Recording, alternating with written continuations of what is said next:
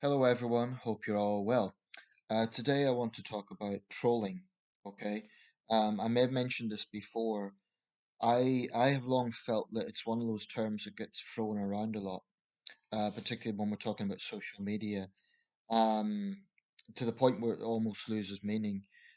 This doesn't mean that I don't think it's valid that there isn't an issue with trolling, but I do think it's overused as a pejorative. So I came across the Times supplement from June the 6th, and this is the supplement. Why am I trolled? What's really going on for women online? By Polly Vernon, who's a columnist in the Times. Um, Now Polly Vernon, I know her name from the pieces she wrote on the Depp Heard trial.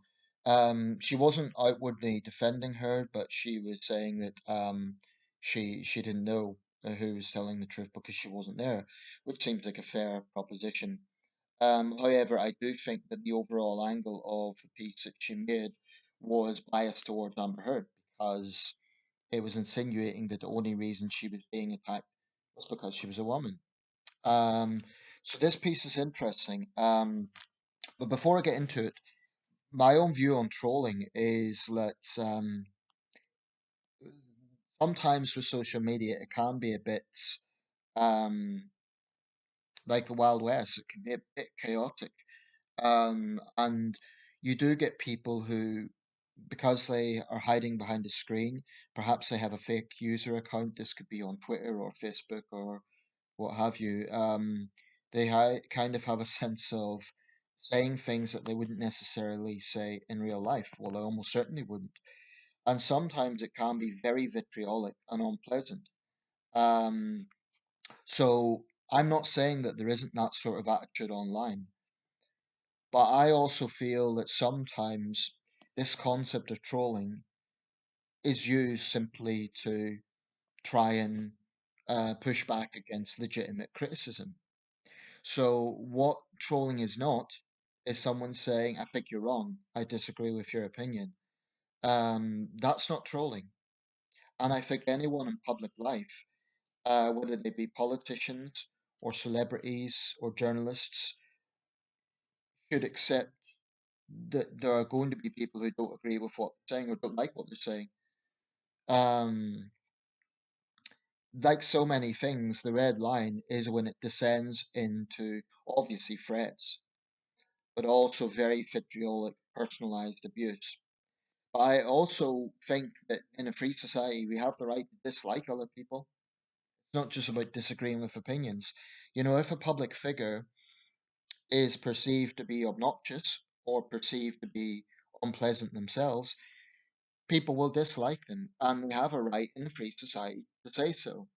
Now, if that translates into threats against the individual, obviously that's going too far. But particularly in the case of politicians, as legislators, they are in a position of power, right? Their decisions affect thousands, even millions of lives. So, frankly, I think they need to accept that there will be some critique and scrutiny of what they're saying and what positions they hold. Now, regarding this piece, there's a few things I want to sort of highlight. Um, some of it is notable. For example, she says an interesting point. I mean, her argument is that women are trolled more than men, and that may be true.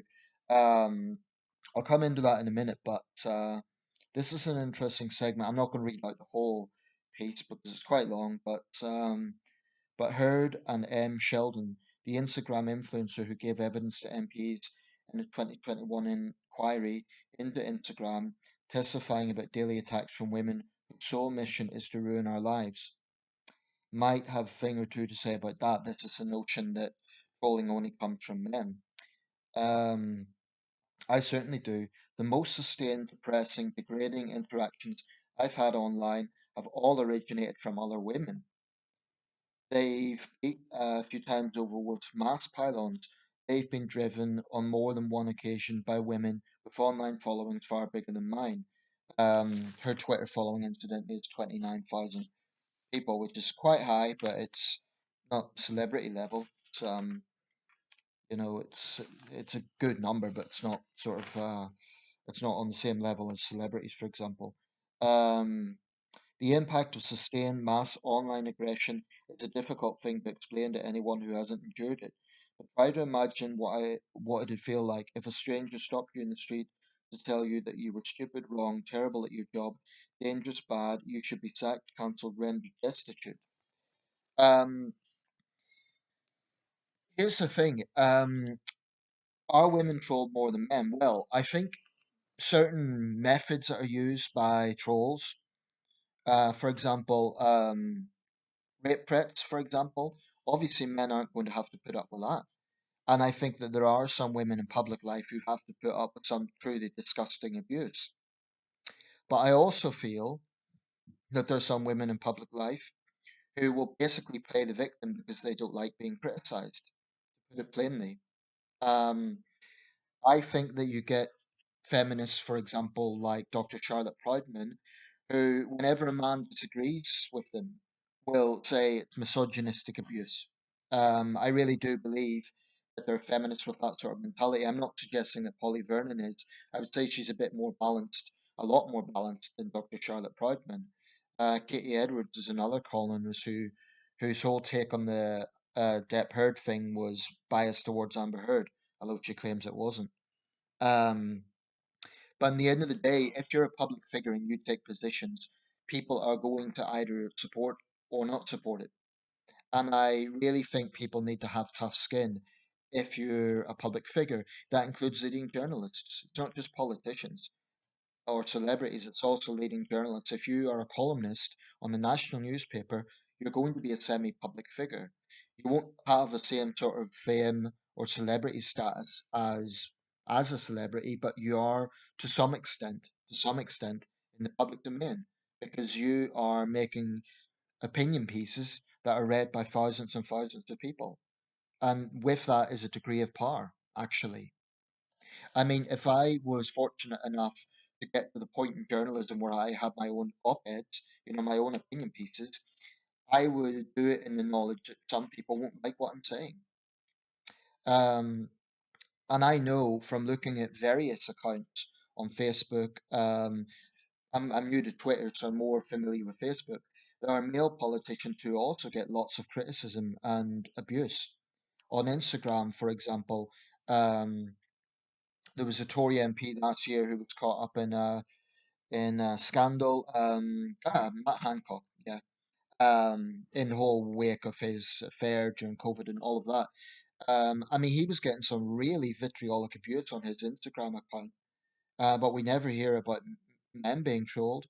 I think it's perhaps because there is a slightly more pointed element of women getting trolled, whereby, for example, they get rape threats that men wouldn't get. But I have heard threats of violence against male public figures, and as we know from what happened to Sir David Amess, men are not immune from threats either. And it's disingenuous to say that this is only aimed at women. So, are women targeted more? Well, it's difficult to ascertain something like that because you would have to basically, the only way to really prove something like that would be to get every public figure and to get them to answer how many times have you received threats or abuse and then break it down. I think it's a very difficult thing to actually gauge. All we have is speculation. Probably women get abused in a different way from men. Like I say, I think there's a sexualized aspect to that, which is abhorrent. It's disgusting, and there's never ever an excuse for that. But I will say that I think some people will claim that they're being trolled when what has actually happened is they themselves have made a particularly inflammatory piece or argument, and naturally there's going to be a backlash, and then they can't handle it. Um, so for me, there's never an excuse to threaten someone. There's never an excuse to make gratuitous sexualized comments, but but a big caveat is I think public figures should accept that they're not above criticism. And someone criticizing you doesn't equate to trolling. Um, when does it become trolling? Well, I guess when it is incessant, persistent, attacks on the individual. Now, I'll say an example of my own. I've been pretty critical of Dr. Charlotte Proudman. I think she is a misandrist because she makes these generalized comments about men, and her whole worldview is men bad. I think she's a misandrist. Um, Now, I have went to her Twitter account to respond to some of her pieces because I don't think that she should be unchallenged. Now, I'm not a public figure. It's highly unlikely she'll respond, and that's fine. Um, but I have never made any threats. I've never made any sort of vitriolic abuse. I've simply disagreed with her viewpoint. Um, Now that I think is legitimate, and it's legitimate for her to defend herself. But I am tired of people basically playing the victim when all that has really happened is that they've been criticised. Having said that, I'm not suggesting that this is all exaggerated and there is no basis to it. I mean, I don't know what Polly Vernon has had to put up with, so it would be wrong for me to say, oh, she's exaggerating. She may well have had some very unpleasant abuse, and that's wrong. But if people are simply disagreeing with her, I mean, looking at her Twitter account, the responses I've seen have been quite moderate. They haven't been, there's been no threats, there's been no vitriol. It's just basically challenging some of her viewpoints. I have. So I don't know if she counts me as one of her trolls, but I just think the term is thrown around a lot more than it should be. Um, a bit like terms like misogyny, racism. Those sort of loaded words shouldn't be weaponized and just thrown around. Troll is another one. I mean, it's a relatively recent term, probably. I don't know when it was accepted into the Oxford English Dictionary. I imagine in the last 10, 15 years. Of course, traditionally, what is a troll? A troll is a kind of giant, dwarf-like creature of folklore, um, who's usually very ugly and unpleasant. So it's interesting that that became synonymous with online abusers. Um, I mean, I do think there are some people that say abhorrent things online, and it is cowardly, especially when they're hiding behind a fake account. But the truth is, even if social media companies clean up their act and take more action against these people, I think actually it's impossible to take action against everyone. So I think if you're on social media, to some extent, you have to have tough skin and accept that it's impossible to police everyone. It's impossible. I do think social media networks, companies, I should say, should be more consistent. For example, and I might be digressing a little bit from the subject here, but as an example, they will be very quick to act against someone making racist comments, but they'll be very slow to act against Islamists, for example, threatening what they see as blasphemers. They're very slow to act against that. Um, so that does make me question the priorities. One thing people need to remember is these big companies have relatively small workforces. I think in the case of Facebook, unless I'm mistaken, it's only a few hundred people. I mean, they have a billion users and a few hundred staff. I don't know what the exact figure is, but I know it's very, very low proportionally. So you have moderators. I mean, it's impossible to police a billion people at once.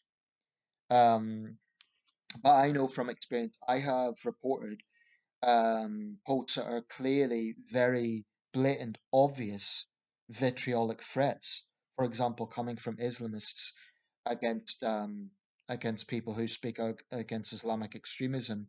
I've reported that, and Facebook has done nothing. So I understand that they can't police everything at once, but when they do see evidence and they do nothing, and yet in other cases they're very quick to act, it does make you wonder what the priorities are and if they're appeasing certain groups. The same applies to totalitarian states like the Chinese regime. I mean, I do think sometimes Facebook puts business before ethics, whereby they will appease or pander to some unpleasant parties, totalitarian governments, Islamic extremists, and so on, um, instead of doing the right thing, which is taking action against, those sort of threatening, abusive viewpoints.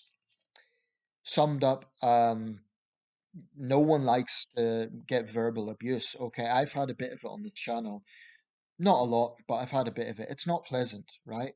But I ultimately don't believe that this should be something that gets into a legal domain unless there is clear, explicit threats, okay? Unless there is a vindictive, obvious, perpetual campaign of bullying against an individual, then I basically think people need to accept that there is going to be some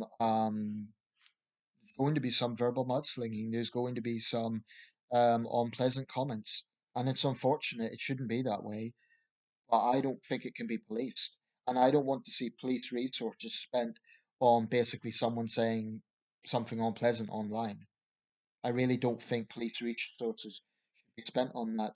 Um, as the new chief inspector of police said, I forget his name, but he correctly said, "We're not thought police." I would much rather police actually policed, violent assaults, verifiable threats, not just because someone has used the wrong pronoun or said, "I think you're X, Y, and Z," insulting someone. I'm not saying you should insult people, but I really don't think that that should be something the police look at. I mean, there is such an offence as, for example, malicious communication. Now, what does that mean? What does that mean? Does that mean a threatening message, or does it mean that someone has simply expressed their frustration? For example, I think people should have absolutely the right to contact their MP or a judge for that matter and say, "I think you're wrong. I would like to see you removed from office."